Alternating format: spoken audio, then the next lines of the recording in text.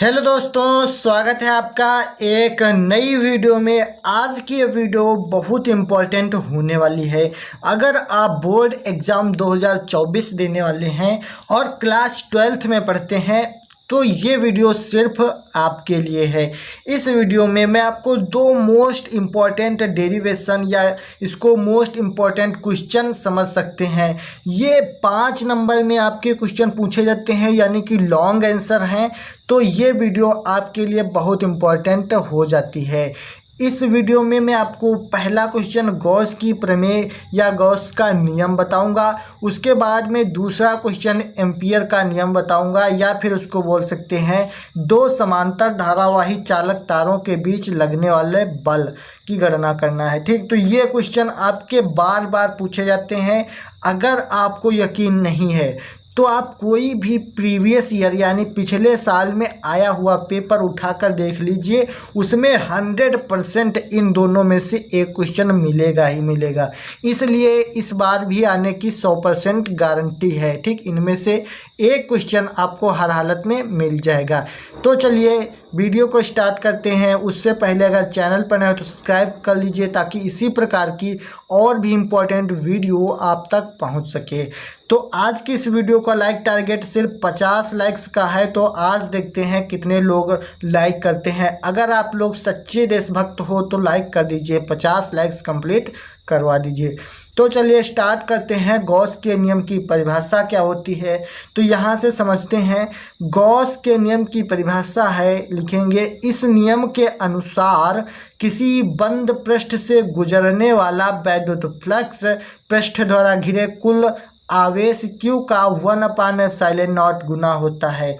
ठीक है, गुना का मतलब होता है गुणा। जैसे 2 गुना है तो 2 का 2 गुना कितना हो जाएगा 4, 3 गुना है तो 6। इस प्रकार गुना का मतलब गुणा होता है। तो यहाँ से हमको निकालना होता है फाई ई बराबर Q/ε0। ठीक, तो ये होता है फाई ई वैद्युत फ्लक्स, Q होता है आवेश और ε0 होता है निर्वात की वैद्युतशीलता। ठीक है, तो यहाँ से अब चित्र को समझते हैं, उसके बाद में आगे बढ़ते हैं। तो यहाँ से देखिए ये एक गॉसियन पृष्ठ होता है। ठीक, जहाँ पर इसके अल्पांश, ये छोटा सा जो अंश दिख रहा है ये है अल्पांश। इस अल्पांश का क्षेत्रफल होता है dA, और ये वैद्युत क्षेत्र की तीव्रता E से थीटा कोण पर रखा होता है। ठीक है, तो यहाँ से देखिए इस बिंदु P से R मीटर की दूरी पर एक बिंदु O है, जहाँ प्लस Q आवेश रखा है तथा बनाया गया घन कोण D ओमेगा है। ठीक है, तो घन कोण यहाँ पर D ओमेगा है। ये आपका चित्र है, इसको इतना बना लेंगे। उसके बाद में डेरिवेशन में सबसे पहले हम वैद्युत क्षेत्र की तीव्रता निकालते हैं। तो वैद्युत क्षेत्र की तीव्रता निकालने के लिए मैंने पहले भी वीडियो बना रखा है। तो इसमें सिर्फ हमको सूत्र रखना होता है। क्या होता है, E बराबर 1/4πε0 Q/r²। तो ये होता है वैद्युत क्षेत्र की तीव्रता का सूत्र। उसके बाद में यहाँ से होता है dW यानी D ओमेगा। तो D ओमेगा का मतलब होता है dA cos θ/r²। ये होता है D ओमेगा, ये जो यहाँ पे बना है इसका सूत्र होता है। ये दोनों सूत्र आगे नियम में अप्लाई करेंगे, उससे आपको बहुत अच्छा फ़ायदा मिलेगा। आपको बार बार लिखना नहीं पड़ेगा। ठीक है, तो यहीं पर लिख लीजिए। अब यहाँ से सबसे पहले जब इस अल्पांश से जो वैद्युत फ्लक्स निकलेगा उसको हम गुना कर देंगे, यानी गुणा कर देंगे, तो यहाँ पूरे से निकल आएगा। ठीक है, तो इसी प्रकार सबसे पहले हम इस अल्पांश dA से गुजरने वाला वैद्युत फ्लक्स निकालेंगे, उसके बाद पूरे से निकालेंगे। तो यहाँ से हम लिखेंगे कि अल्पांश dA से गुजरने वाला वैद्युत फ्लक्स, तो यहाँ से गुजरने वाला वैद्युत फ्लक्स किस प्रकार से निकाला जाता है, d फाई E बराबर EdA होता है ये सूत्र। तो सूत्र में रखेंगे A.B बराबर AB cos θ, ये सूत्र होता है। तो इसको रख देंगे, तो यहाँ से आ जाएगा d फाई E बराबर EdA cos θ।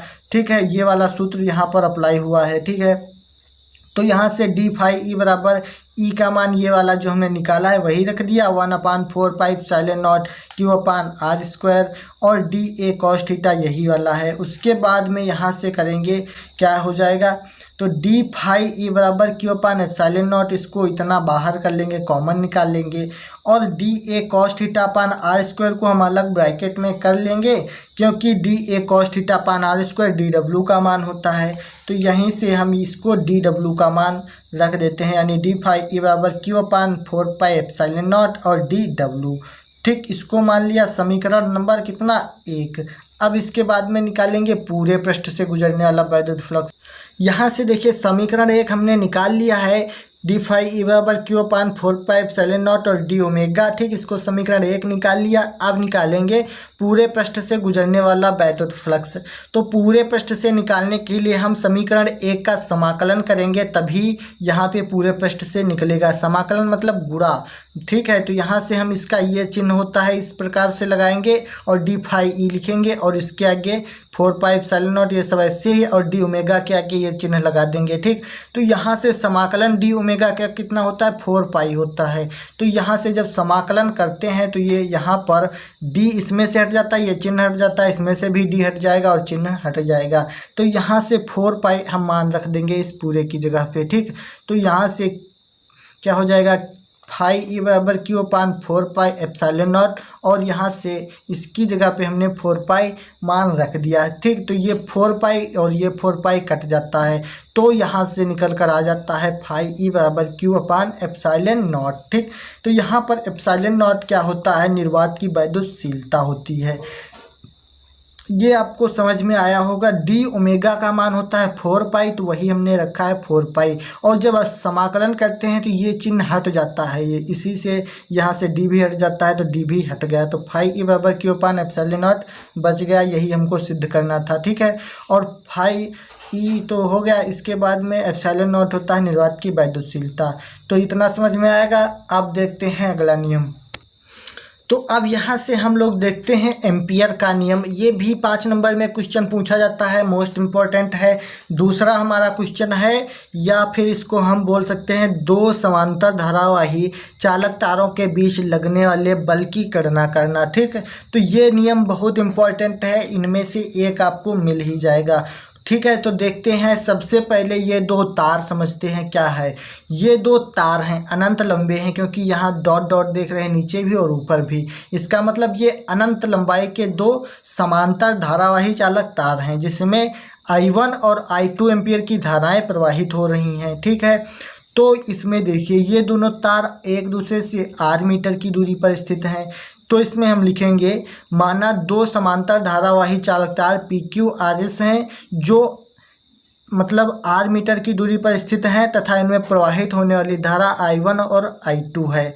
ठीक, अब देखिए जब ये धाराएं एक दिशा में यानी ऊपर को प्रवाहित होंगी या नीचे को यानी एक दिशा में प्रवाहित होंगी, तो ये एक दूसरे को आकर्षित करेंगे।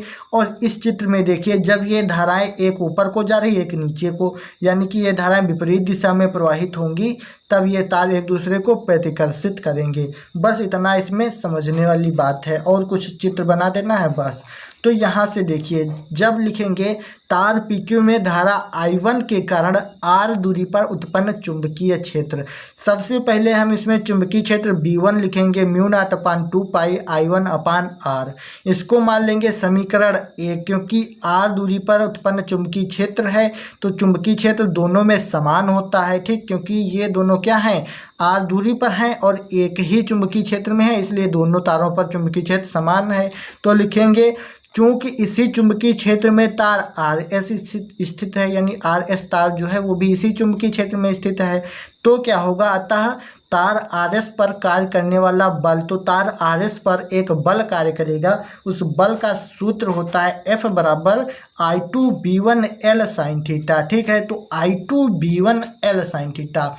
तो I2 क्योंकि I2 एम्पियर की धारा प्रवाहित हो रही है, इसलिए I2 इसमें लगा है, इसमें I1 था तो इसमें I1 लगाया था। ठीक है, तो यहाँ से देखिए F बराबर हो जाएगा I2 और B1 मतलब B का चुंबकीय क्षेत्र का मान mu naught upon 2 pi I1 अपान R, तो वही हमने रखा है mu naught upon 2 pi I1 अपान R। और L साइन थीटा था तो L साइन थीटा वैसे ही रख दिया, तो सिर्फ इसमें B1 का मान रखना है। ठीक, तो यहाँ से देखिए क्या है, फिर एफ बराबर हो जाएगा, इसको म्यू नॉट अपान 2 पाई को बाहर निकालते हैं और I1 I2 को एक पास कर लेते हैं, l sine theta upon r सीधे क्रम में किया है बस, और कुछ नहीं किया गया है।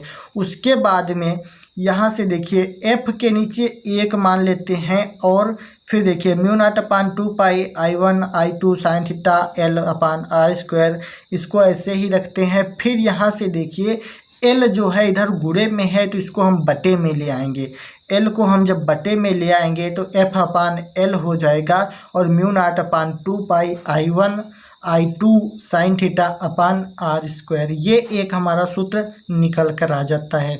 उसके बाद में जब हम इसकी एल का मान रखेंगे 1 मीटर, यानी कि प्रति मीटर लंबाई पर जब हमको निकालना होगा तब आगे देखिए क्या करते हैं। यहाँ से देखिए एल क्या है, एल है आपकी लंबाई, ठीक है। तो ये सूत्र हमने निकाला चालक की प्रति मीटर लंबाई पर लगने वाला बल, तो एफ अपान एल, क्योंकि एल लंबाई है तो इस लंबाई पर लगने वाला बल कितना है, mu naught upon 2 pi I1 I2 sine theta upon r square. जब हम प्रति मीटर यानी 1 मीटर पर लंबाई पर लगने वाला बल निकालेंगे तो लंबाई कितनी हो जाएगी 1 मीटर, धारा कितनी हो जाएगी 1 एम्पियर, थीटा हो जाएगा 90 और दूरी कितनी हो जाएगी 1 मीटर, ठीक। तो यहाँ से जब हम सब कुछ एक एक रख देंगे तो देखिए इस सूत्र में हमने रख दिया है एफ की जगह पे तो एफ रहेगा, एल की जगह पे 1 रखा mu naught upon 2 pi I1 I2 1 ampere थी तो 1 रख दिया, साइन थीटा था तो थीटा 90 डिग्री है तो 90 रख दिया और 1 रख दिया, ठीक। तो साइन 90 का मान भी 1 होता है। तो यहाँ से देखिए जब सब कुछ 1 हो जाएगा तो बचेगा क्या, एफ बराबर म्यू नॉट अपान 2 पाई बचेगा और सब तो 1 हो जाएगा। तो यहाँ से एफ बराबर म्यू नॉट अपान 2 पाई बचा, ठीक है। तो एफ बराबर म्यू नॉट अपान 2 पाई का पूरा मान होता है 2 × 10⁻⁷ न्यूटन। तो ये होता है म्यू नॉट अपान 2 पाई का मान, ठीक। तो यही हमको मान निकालना था। तो ये है प्रति मीटर लंबाई पर लगने वाला बल कितना लगेगा, 2 × 10⁻⁷ न्यूटन का बल लगेगा। तो यही हमको सिद्ध करना था, ठीक है। तो इसी नियम के आधार पर अब हम एम्पियर के नियम की परिभाषा डिसाइड करते हैं। तो एम्पियर के नियम की परिभाषा लिखते हैं, इस प्रकार लिखेंगे कि 1 एम्पियर वह वैद्युत धारा है जो निर्वात में परस्पर 1 मीटर की दूरी पर, निर्वात में परस्पर 1 मीटर की दूरी पर स्थित 2 समांतर धारावाही चालक तारों में प्रवाहित करने पर प्रत्येक तार की प्रति मीटर लंबाई पर 2 × 10⁻⁷ न्यूटन का बल आरोपित करती है। वही तो मैं बता रहा हूँ, जो इसमें परिभाषा लिखी है वही मैंने बताया है। देखिए क्या है, 2 समांतर धारावाही चालक तार हैं जिन पर यानी प्रति मीटर लंबाई पर लगने वाला बल 2 × 10⁻⁷ न्यूटन है। तो वही धारा क्या होती है, 1 एम्पियर वैद्युत धारा होती है। वही ये परिभाषा है। तो उम्मीद करते हैं यहाँ तक आपको समझ में आ गया होगा। अगर वीडियो आपको अच्छी लगी है तो लाइक कर दीजिए। अगर आप चाहते हैं बोर्ड एग्जाम में 95% का स्कोर करना तो चैनल को सब्सक्राइब कर लीजिए, ताकि इसी प्रकार की इम्पोर्टेंट वीडियोस आपको मिलती रहें। तो चलिए मिलते हैं किसी और मज़ेदार वीडियो में, तब तक के लिए जय हिंद, वंदे मातरम। लेकिन हाँ, वीडियो आपको कैसी लगी ये कमेंट में ज़रूर बताएं, ठीक है। धन्यवाद।